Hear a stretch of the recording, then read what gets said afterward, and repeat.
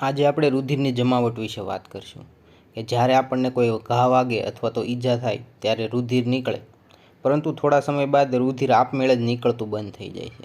એવું શું કરવા થાય? એના માટે જવાબદાર પરિબળો કયા કયા છે, અથવા તો એમાં કઈ પ્રક્રિયા જે મુખ્ય થાય એની વિશે આપણે આજે વાત કરવાના છીએ. આપણે રુધિરનું બંધારણ ભણ્યા ત્યારે વાત કરી હતી કે રુધિર છે એ રુધિર રસ અને રુધિર કોષોનું બનેલું છે. જો રુધિરમાંથી રુધિર કોષો બાદ કરી દઈએ તો રુધિર રસ વધે. રુધિરમાં મુખ્ય 3 કોષો આવેલા હોય એ આપણને ખબર છે: આરબીસી, ડબલ્યુબીસી અને ત્રાક કણિકાઓ. આ ત્રણેય કોષો બાદ કરી દઈએ એટલે બાકીનું વધે એને રુધિર રસ કહેવાય છે. એ રુધિર રસમાં તે જે બ્લડ ક્લોટિંગ ફેક્ટરો જે આવેલા હોય કે જે લોહીને જામી જવાની ક્રિયા માટે અગત્યનો ભાગ ભજવે, એ બધા ફેક્ટરો છે એ રુધિર રસમાં આવેલા હોય છે. રુધિર રસમાંથી જો ક્લોટિંગ પ્રોટીન બાદ કરી દઈએ તો બાકી વધે એને આપણે સીરમ કહીએ. જો રુધિર રસને એક બીકરમાં ભરવામાં આવે તો થોડા સમયમાં જે ક્લોટિંગ પ્રોટીન છે, જે ગંઠાવાના પ્રોટીન છે, એ થોડા સમયમાં જામી જશે અને સીરમ છે એ થોડુંક અલગ પડી જશે. જે જામી ગયેલા પ્રોટીન છે એ જેલી જેવા દેખાય, એટલે રુધિર તે જામી ગયેલું હોય ત્યારે શરૂઆતમાં થોડુંક જેલી જેવું દેખાય અને પછી છે એ સખત પદાર્થ તરીકે સખત પદાર્થ જેવું દેખાય છે, ઘેરા ભૂખરા રંગ જેવું.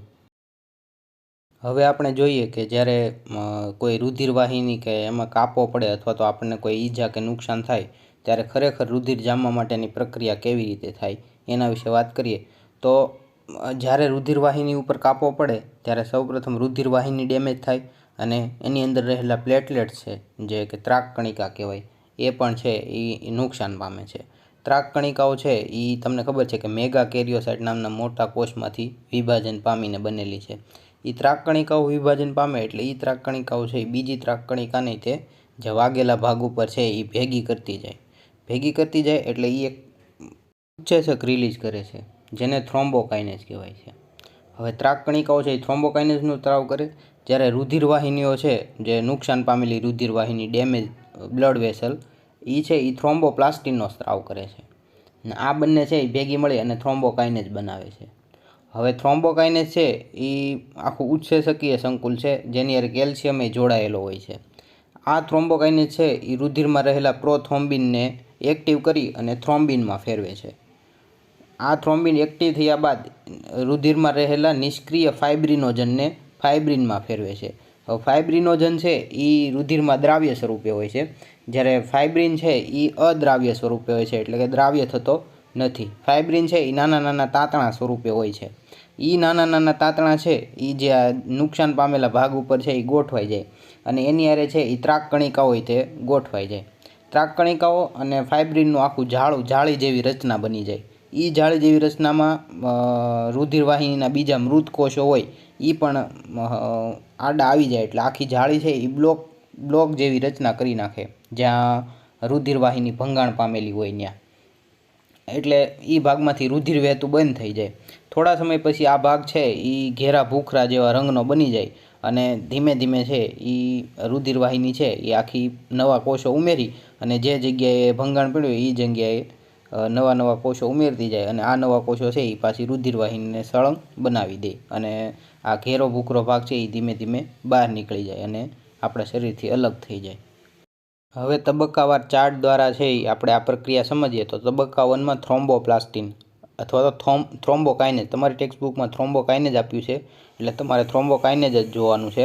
થ્રોમ્બોકાઇનેઝનું નિર્માણ અને થાય અને એની હારે કેલ્શિયમ જોડાય એટલે એ રુધિરમાં રહેલા પ્રોથ્રોમ્બિનને એક્ટિવ કરે. એ તબક્કા 2માં આવે. પ્રોથ્રોમ્બિનનું એક્ટિવેશન છે એ તબક્કા 2માં આવે. પ્રોથ્રોમ્બિનનું એક્ટિવેશન થાય એટલે એમાંથી થ્રોમ્બિનનું નિર્માણ થાય અને આ થ્રોમ્બિન છે એ ફાઇબ્રિનોજનને એક્ટિવ કરે. ફાઇબ્રિનોજન છે એનું નિર્માણ ફાઇબ્રિનમાં થાય. ફાઇબ્રિન છે એ નાના તાંતણા સ્વરૂપે હોય છે. હવે આ તમારી ટેક્સ્ટબુકમાં એક વર્ડ આપેલો છે કાસ્કેડ પ્રક્રિયા. કાસ્કેડ પ્રક્રિયા એટલે કે શું? કે જે એક પ્રક્રિયાના અંત દ્વારા એની નિપજ દ્વારા બીજી પ્રક્રિયાની શરૂઆત થાય અને બીજી પ્રક્રિયાની નિપજ દ્વારા ત્રીજી પ્રક્રિયા શરૂ થાય. એટલે આ બધી પ્રક્રિયા છે એકબીજા ઉપર નિર્ભર હોય અને ક્રમશ છે એ સતત ને સતત હાલ્યા કરે એવી પ્રક્રિયાને કાસ્કેડ પ્રક્રિયા કહેવાય છે. આ કાસ્કેડ પ્રક્રિયાના અંતે જો ફાઇબ્રિનનું જાળું એની ઉપર છે એ આ ત્રાક કણિકાઓ છે અને રુધિરને એવા મૃત પાટો છે આમાં ધીમે ધીમે ભાગો છે એ આમાં ધીમે ધીમે ફસાતા જાય, એટલે અંતે રુધિર છે એ બહાર નીકળતું બંધ થઈ જાય. આ પ્રક્રિયાને રુધિરનું ગંઠાવું અથવા તો રુધિરની જમાવટ અથવા તો કોએગ્યુલેશન ઓફ બ્લડ કહેવામાં આવે છે. હવે આપણને એવો વિચાર આવે કે જો રુધિર આવી રીતે જામી જતું હોય તો રુધિર વાહિનીની અંદર રહેલું રુધિર છે એ શું કામ નહીં જામી જતું હોય? તો એના માટે છે એ આપણા WBCના બેઝોફિલ કણિકામય કણો છે, બેઝોફિલ, જે હિપેરિન રિલીઝ કરે છે. અને હિપેરિન છે એ રુધિરની જમાવટને રુધિર વાહિનીમાં રોકે છે. એટલે રુધિર વાહિનીમાં થતી રુધિરની જમાવટ રોકવા માટે છે એ બેઝોફિલ છે એ અગત્યનો ભાગ ભજવે છે. ફાઇબ્રિનોજન, થ્રોમ્બિન, થ્રોમ્બોપ્લાસ્ટિન એ બધા કારકો છે કે જે રુધિરને જમાવવા માટે હેલ્પ કરે છે. આવા કેટલાક કારકો છે એનો ચાર્ટ અહીંયા આપેલો છે કે જે રુધિરમાં હાજર હોય છે. પરંતુ આપણે બધા કારકોને યાદ રાખવાના નથી. 1 થી 3 કારકો છે એને આપણે યાદ રાખવાના છે. તો પહેલું કારક છે થ્રોમ્બોપ્લાસ્ટિન, બીજું છે થ્રોમ્બિન અને ફાઇબ્રિનોજન. એ 3 નામ જ છે એ આપણે યાદ રાખવાના છે. તો આપણે ચાર્ટ ઉપરથી આ નામ છે એ સૌથી શરૂઆતમાં છે ઉપરના સૌથી એને 3જો નંબર, વચ્ચેનું છે એને બીજો અને સૌથી નીચે છે એને આપણે પ્રથમ નંબર આપીને એ રીતે યાદ રાખવાના છે એના નંબર મુજબ. કોઈ વ્યક્તિને આવું રુધિર છે ઘણીવાર ઈજા થયા પછી રુધિર જામતું જ નથી, તો આ પ્રકારનો છે એ એક જનીનિક ખામી છે. આવી જનીનિક ખામીને હિમોફિલિયા કહેવાય છે. હિમોફિલિયા છે એ આપણને વારસાગત રીતે પ્રાપ્ત થાય છે કે જો માતા પિતાને હોય તો એમના સંતાનમાં એ રોગ ઉતરી આવે. એ રોગમાં કેવું થાય કે રુધિર વાહિનીમાં જે ભંગાણ થયું અથવા તો ઈજા થઈ હોય તો રુધિર છે એ સતત વહેતું હોય અથવા તો રુધિર જે જામી જવાની પ્રક્રિયા છે, રુધિરની જમાવટ, એ પ્રક્રિયા છે એમાં ખૂબ લાંબો સમય લાગે. તો એના લીધે ઘણીવાર છે એ મોટા પ્રમાણમાં છે એ બ્લડ છે એ વહી જાય છે. તો આવા રોગને હિમોફિલિયા કહેવાય છે. બીજો એક શબ્દ છે થ્રોમ્બસ, કે જે ઘણીવાર પૂછાતો હોય છે એક્ઝામમાં. તો થ્રોમ્બસ એટલે શું? તો આપણને તો ખાલી શરીરની બહાર વાગે એટલે કે બહારના ભાગમાં જ વાગે એ જ આપણને દેખાય, પરંતુ શરીરની અંદરની બાજુએ તે રક્તવાહિનીઓ છે કે કેપેલરીઓ છે, બ્લડ કેપેલરી, એ દિવસમાં ઘણીવાર તૂટતી હોય અને એની હાથે રિપેર થઈ જાય, એ આપણને ખબર જ ન પડે. તો ઘણીવાર આવી રક્તવાહિનીની અંદરની બાજુએ ક્લોટિંગ થાય ને એ ક્લોટિંગ છે એ છૂટું પડી અને બ્લડ વેસલમાં અથવા તો રક્તવાહિનીમાં બધે ફરવા મળે, તો એ ક્લોટિંગને થ્રોમ્બસ કહેવામાં આવે છે. ઘણા વ્યક્તિઓમાં આવા થ્રોમ્બસ નાના ગઠ્ઠા થઈ જાય છે. એ ગઠ્ઠા છે એ તોડવાની એક દવા આવે છે, સ્ટ્રેપ્ટોકાઇનેઝ નામની દવા આવે છે, સ્ટ્રેપ્ટોકોકસ નહીં. તો એ દવા છે એ આવા નાના ટુકડાને તોડી નાખે. એ તોડવી શું કામ પડે કે ઘણીવાર આ જે ટુકડો છે એ નાની કેપેલરીમાં ફસાઈ ગયો હોય તો ત્યાંથી રુધિર જતું બંધ થઈ જાય એટલે એટેક આવી શકે. ઘણીવાર છે આ ટુકડો હાર્ટમાં ફસાઈ શકે તો હાર્ટનો એટેક આવી શકે. ઘણીવાર છે આ ટુકડો મગજના કોઈ ભાગમાં ફસાઈ ગયો હોય તો એ ભાગને રુધિર ન મળે, એનાથી મગજ છે એ એટલો ભાગ છે એ ઇનએક્ટિવ થઈ જાય, તો એના લીધે મગજને ભાગ છે એ કામ કરતો બંધ થઈ જાય, તો લકવા પણ થઈ શકે. એટલે થ્રોમ્બસ છે એ રુધિરમાં ક્લોટ થયેલો હોય, એ ક્લોટ થયેલો નાનો ટુકડો હોય એને થ્રોમ્બસ કહેવામાં આવે છે. જે સ્ટ્રેપ્ટોકાઇનેસ નામની દવાથી છે એ ટુકડો છે એને તોડી શકાય છે. હવે આપણે ટેક્સ્ટ બુક એકવાર વાંચી લઈએ. તમે જાણો છો કે જ્યારે તમારી આંગળીઓ કાપો અથવા તો જાતે નુકસાન કરો ત્યારે તમારા ઘામાંથી લાંબા સમય સુધી રુધિર વહેતું નથી. સામાન્ય રીતે રુધિર થોડા સમય પછી વહેતું અટકે છે. તમે જાણો છો શા માટે? ઈજા અથવા આઘાતના પ્રત્યુત્તરમાં રુધિર જમાવટ અથવા તો ગંઠન દર્શાવે છે. આ શરીરમાંથી અતિશય રુધિરના વ્યયને અટકાવવા માટેની એક ખાસ પદ્ધતિ છે. લાંબા સમયની ઈજા અથવા ઘાના સ્થાને ઘેરા લાલાશ પડતા કથ્થાઈ રંગના ખરા ભાગ તમે અવલોકન કર્યા હશે. આપણે એની વાત કરી. તે એક ગાંઠ અથવા તો જમાવટ છે કે જે રુધિરની જમાવટ થઈ ગઈ હોય, ગાંઠ બની ગઈ હોય, એ થોડા સમય પછી ઘેરા લાલ રંગની બની જાય, જે મુખ્યત્વે ફાઇબ્રિન તરીકે ઓળખાતા તંતુનું જાળું કે જેમાં રુધિરના મૃત અને ક્ષતિગ્રસ્ત સંગઠિત પદાર્થો ફસાયેલા હોય છે. ફાઇબ્રિન ઉત્સેચક થ્રોમ્બિન દ્વારા રુધિર રસમાં નિષ્ક્રિય ફાઇબ્રિનોજનના રૂપાંતરણ દ્વારા નિર્માણ પામે છે. હવે ટેક્સ્ટ બુકમાં છે આખી પ્રક્રિયા ઊંધી આપેલી છે. સૌપ્રથમ ફાઇબ્રિન બની ગયેલો બતાવ્યો છે. એ ફાઇબ્રિન છે એ શેના દ્વારા બને છે? એ તો કે નિષ્ક્રિય ફાઇબ્રિનોજનના રૂપાંતરણ દ્વારા બને છે. અને એમાં ફાઇબ્રિનમાં છે એ સંગઠિત પદાર્થો એટલે કે રુધિરના કોષો, આપણે વાત કરી હતી કે કે પ્લેટલેટ્સ ને બીજા કોષો ફસાઈ જાય એટલે ત્યાં એક ગાંઠ જેવી રચના બની જાય. ફાઇબ્રિન ઉત્સેચક થ્રોમ્બિન દ્વારા રુધિરરસમાં નિષ્ક્રિય ફાઇબ્રિનોજનના રૂપાંતરણ દ્વારા નિર્માણ પામે છે. થ્રોમ્બિન પ્રોથ્રોમ્બિન તરીકે ઓળખાતા એક અન્ય રુધિરરસના નિષ્ક્રિય પદાર્થમાંથી રચાય છે. પ્રોથ્રોમ્બિન છે એ નિષ્ક્રિય છે અને થ્રોમ્બિન છે એ સક્રિય છે. ઉપરોક્ત પ્રક્રિયા માટે ઉત્સેચક સંકુલ થ્રોમ્બોકાઇનેસ આવશ્યક છે. એ આપણે સૌ પ્રથમ વાત કરી હતી. આ ઉત્સેચકીય સંકુલ રુધિરરસમાં હાજર અનેક નિષ્ક્રિય કારકોની મદદથી શ્રેણીબદ્ધ ઉત્સેચકીય પ્રક્રિયા દ્વારા રચાય છે. જે આપણે ઉત્સેચક જે ઓલો ચાર્ટ જોયો હતો આખો કારકોનો, એ બધા કારકો છે એ પ્રક્રિયામાં ભાગ લે છે. પણ આપણા સિલેબસમાં 3 જ છે એટલે આપણે 3 જ યાદ રાખવાના છે. એક ઈજા અથવા ઘા રુધિરમાં હાજર રુધિર કણિકાઓને ચોક્કસ કારકો મુક્ત કરવા પ્રેરિત કરે છે, જેથી જામી જવાની પ્રક્રિયા સક્રિય થાય છે. ઈજાના સ્થાને પેશી દ્વારા ચોક્કસ મુક્ત થતા કારકો પણ રુધિર જવાની ક્રિયાનો પ્રારંભ કરે છે. ઈજા સ્થાને જે આપણે વાત કરી હતી કે બ્લડ વાહિની છે અથવા તો બ્લડ વેસલ છે એ પણ જે કારકો છે એ મુક્ત કરે છે એમ. કેલ્શિયમ આયનો છે એ ગંઠાવામાં ખૂબ મહત્ત્વની ભૂમિકા ભજવે છે. કેલ્શિયમ આયન વગર છે એ રુધિરનું ગંઠાવું શક્ય નથી. રુધિરના ગંઠાવાની પ્રક્રિયા શરૂ થવામાં અથવા તો આખી સંપૂર્ણ પ્રક્રિયામાં છે એ કેલ્શિયમ આયન છે એ ખૂબ જ મહત્ત્વનો ભાગ ભજવે છે. આપણે આ બ્લડ ક્લોટિંગની પ્રોસેસ છે એ જોઈએ તો જ્યારે આપણા હાથ ઉપર કે કાપો પડે અને બ્લડ નીકળે ત્યારે સ્મોલ આર્ટરી હોય એની ઉપર કટ પડે તો એ કટ કેવી રીતે એને આ બ્લડ ક્લોટિંગ થાય એ જોઈએ. તો બ્લડમાં છે એ રેડ બ્લડ સેલ હોય, પ્લેટલેટ હોય અને ક્લોટિંગ ફેક્ટર તે હોય બ્લડમાં એમને બધા તરતા હોય. જ્યારે કટ પડે ત્યારે બધા કોષોની બહાર નીકળવા મળે તો એ જગ્યાએ છે પ્લેટલેટ છે એ વધારે પ્રમાણમાં ભેગા થાય અને ગંઠાઈ જાય અને ફેક્ટર રિલીઝ કરે. પછી એ ફેક્ટર પ્લેટલેટ છે એને આ ગંઠાઈ જાય એટલે રુધિર નીકળતું બંધ થઈ જાય. પણ અંદરની પ્રક્રિયા છે એ હજી પૂરી ન થઈ હોય. પછી ધીમે ધીમે ક્લોટિંગ ફેક્ટર બધા ભેગા થાય અને પછી આખું બ્લડનું ક્લોટ બનાવે. ફાઇબ્રિનોજન છે એના તાતણા છે એ બધા ભેગા થઈ જાય ને એમાં છે એ રુધિર કણિકાઓને ફસાઈ જાય અને છેલ્લે અતિ એમને રુધિર વાહિની થઈ જાય. હવે આપણે વાત કરીએ લસિકા વિશે. તો લસિકાને શું કહેવાય બીજું? પેશીય જળ. પેશીય જળ એટલે કે જે પેશીઓની વચ્ચે રહેલું જળ હોય એને પેશીય જળ કહેવાય.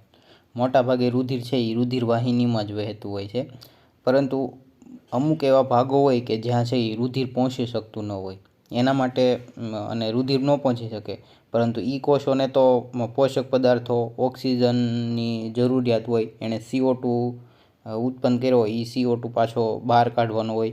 તો આ બધી પ્રક્રિયાઓ કરવા માટે આ લસિકા તંત્ર છે એ નિર્માણ પામેલું હોય છે કે જ્યારે રુધિર હોય એ રુધિર કેશિકાઓમાંથી પસાર થાય ત્યારે એની નજીકના જે કોષો હોય એ કોષોમાંથી તો ઓક્સિજન લઈ લે, પોષક દ્રવ્યો આપી લે કે જે કાંઈ બીજા દ્રવ્યોનું નિર્માણ થયું હોય એ દ્રવ્યો પણ આપલે કરી લે. પરંતુ જ્યારે અંદરના કોષો હોય એ કોષોને જ્યારે ઓક્સિજન કે એવું ન મળે તો એના માટે છે આ લસિકા છે એ ભાગ ભજવે છે કે જેને O2 આપવા માટે, CO2 લેવા માટે કે બીજા કોઈ ઉત્સર્જન પદાર્થો છે એનું નિર્માણ થયું હોય એને લેવા માટે. પરંતુ જે રુધિર કેશિકાઓમાંથી છે એ રેડ બ્લડ સેલ કે રુધિરના કોષો છે એ કોષો છે એ બહાર નીકળી શકતા નથી.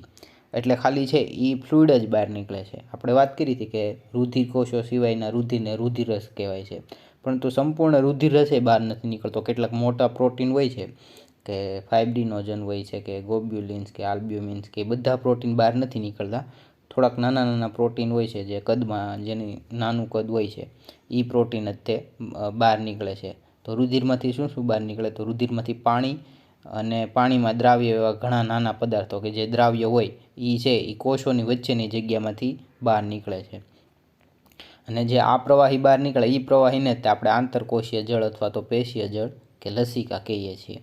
અને લસિકામાં છે એ રુધિર રસના જેવી જ તે ખનિજની વહેંચણી જોવા મળે છે. અહીંયા જો આપણે જોઈ શકીએ છીએ કે રુધિર વાહિનીમાં છે એ બધા કોષો આવેલા છે. શ્વેત કણો છે, રેડ બ્લડ સેલ છે, ત્રાક કણો છે, રુધિર રસ છે અને પેશીય જળમાં છે એ કોઈ કણો હાજર નથી. ક્યારેક ક્યારેક છે એ શ્વેત કણો છે એ થોડાક પ્રમાણમાં બહાર નીકળી જાય તો એ હાજર હોય છે.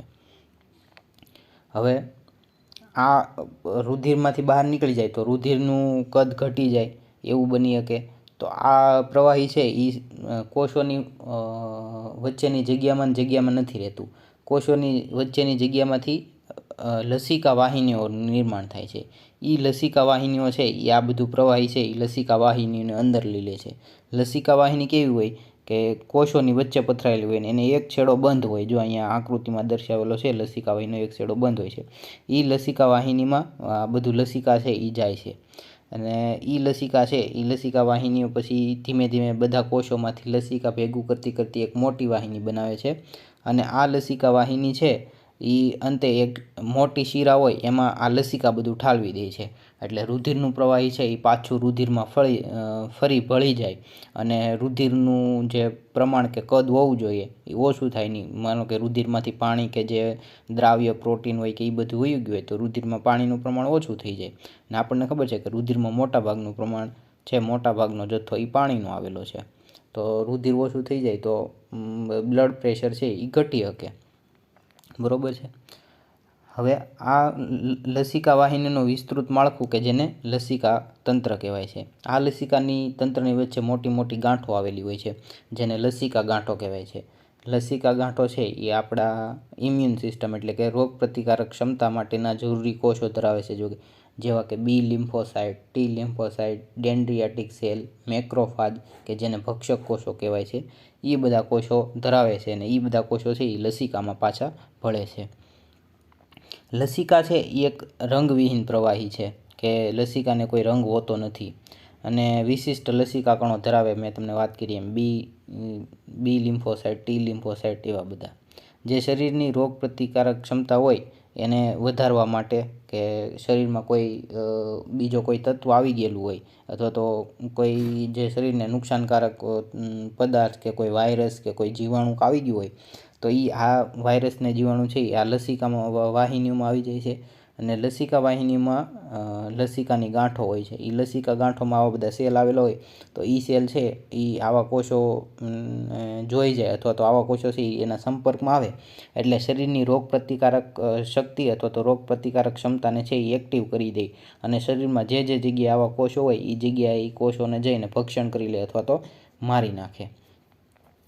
લસિકા છે એ બીજા અન્ય ઘટકો માટે પણ એક મહત્ત્વપૂર્ણ વાહક છે કે જે મેં તમને વાત કરી કે જ્યાં રુધિર ન પહોંચી શકતું હોય ને પોષક ઘટકો કે કોઈક અંતઃસ્ત્રાવો છે એના માટે પણ મહત્ત્વપૂર્ણ વાહક છે. આંતરડાના રસાંકણોમાં હાજરી પયસ્વિનીમાં રહેલી લસિકા દ્વારા ચરબીનું શોષણ થાય છે. ચરબીના મોટા કણો હોય એનું શોષણ છે એ રુધિર વાહિની દ્વારા સીધું થતું નથી. એના માટે છે એ લસિકા વાહિનીઓ છે એ આવેલી હોય છે. એ લસિકા વાહિનીઓમાં છે આ ચરબીના મોટા ગોળકો છે એ લસિકામાં જાય અને લસિકા વાહિનીઓ છે એ પાછી તમને ખબર જ છે કે એ મોટી શીરામાં રુધિર ઠાલવે છે. તો શીરાઓમાં છે એ આ ચરબી છે એ પોગી જાય અને ચરબી છે પછી એનું પાછું આપણે શક્તિ મેળવવા માટે ઉપયોગ કરી શકીએ. તો આમ લસિકા તંત્ર છે એ રુધિર જે રીતે વહન કરે છે એની કરતાં થોડુંક અલગ પડે છે પરંતુ ઘણું ખરું એની સાથે સામ્યતા ધરાવે છે. આખું બંધ તંત્ર નથી, ખુલ્લું તંત્ર છે કે પેશીઓની વચ્ચે હાજર રહેલું જળ છે એ લઈ અને ખાલી શીરામાં ઠાલવે છે, બસ એટલું જ તે એનું વહન માર્ગ છે. બાકી છે એ કોષોની વચ્ચેની જગ્યાઓમાં છે એ લસિકા આવેલી હોય છે. લસિકા, બ્લડ, રુધિર રસ એ બધું છે એ એનું કમ્પોઝિશન છે કે જે એનું સ્વરૂપ છે એ બધું અલગ પડે છે ખૂબ જ ઘણી બાબતોએ. હવે આપણે ટેક્સ્ટ બુક જોઈ લઈએ તો લસિકા એટલે પેશીય જળ. લસિકાને ઇંગ્લિશમાં લિમ્ફ કહેવાય છે, યાદ રાખવું, ઘણીવાર આવી જાય. અને ટિશ્યુ ફ્લુઇડ. રુધિર જ્યારે પેશીઓની રુધિર કેશિકાઓમાંથી પસાર થાય ત્યારે મોટા કદના પ્રોટીન અને લગભગ સંગઠિત પદાર્થોને છોડીને રુધિરમાં પાણી અને પાણીમાં દ્રાવ્ય એવા ઘણા પદાર્થો પેશીના કોષોની વચ્ચેની જગ્યામાં બહાર નીકળે છે. આપણે વાત કરીએ એમ કે જો મોટા કદના પ્રોટીન હોય અને રુધિર કોષો છે એ બહાર નીકળતા નથી, પાણી અને નાના કદના પ્રોટીન ને દ્રાવ્ય પદાર્થો બહાર નીકળે છે. આ મુક્ત થતા પ્રવાહીને આંતરકોષીય જળ અથવા તો પેશીય જળ કહે છે અથવા તો લસિકા કહે છે. તેમાં રુધિર રસના જેવી જ ખનિજની વહેંચણી જોવા મળે છે. રુધિર અને કોષોની વચ્ચે પોષક તત્વો, વાયુઓ વગેરેનું વિનિમય હંમેશા આ પ્રવાહી દ્વારા થાય છે. એટલે કે કોષોની વચ્ચે પોષક તત્વો વાયુઓનું વિનિમય એટલે કે O2 CO2નું વિનિમય આ પ્રવાહી દ્વારા થાય છે. વાહિકાઓનું વિસ્તૃત માળખું કે જેને લસિકા તંત્ર કહે છે, જે ગોઠવાયેલું હોય છે. આ તંત્ર વિશે આપણે વાત કરી કે જે આ જળને એકત્ર કરી મોટી શિરામાં પાછું ઠાલવે છે. લસિકા તંત્રમાં જોવા મળતા આ જળને લસિકા કહે છે. લસિકા છે એ એક રંગવિહીન પ્રવાહી છે, કારણ કે એમાં રુધિરનું લાલ રંગ કોને આભારી છે? તો રક્તકણોના આધારે. અને રક્તકણોનો લાલ રંગ છે એટલે કે રુધિરનો લાલ રંગ છે. એટલે કે આમાં રક્તકણો કે જે હોય કે રંગકણો આવેલા નથી, એટલે આ પ્રવાહી છે એ રંગવિહીન છે. જે વિશિષ્ટ લસિકા કણો ધરાવે છે, જે શરીરની પ્રતિરક્ષાની પ્રતિક્રિયા માટે જવાબદાર છે, જે આપણે વાત કરી. લસિકા છે એ પોષક ઘટકો, અંતઃસ્ત્રાવો વગેરેનો પણ એક મહત્વપૂર્ણ વાહક છે. આંતરડાના રસાંકુરોમાં હાજર પયસ્વિનીમાં રહેલી લસિકા દ્વારા ચરબીનું શોષણ થાય છે. જે આપણે વાત કરી હતી કે આંતરડામાં છે એ ચરબીનું શોષણ છે એ રુધિરવાહિની દ્વારા થતું નથી. બાકીના બધા પોષક પદાર્થો છે એ રુધિરવાહિની દ્વારા શોષાઈ જાય છે, પરંતુ ચરબી છે એ એક લસિકા વાહિનીઓ દ્વારા શોષાય છે. તો આપણે આજનો લેક્ચર અહીંયા પૂરો કરશું.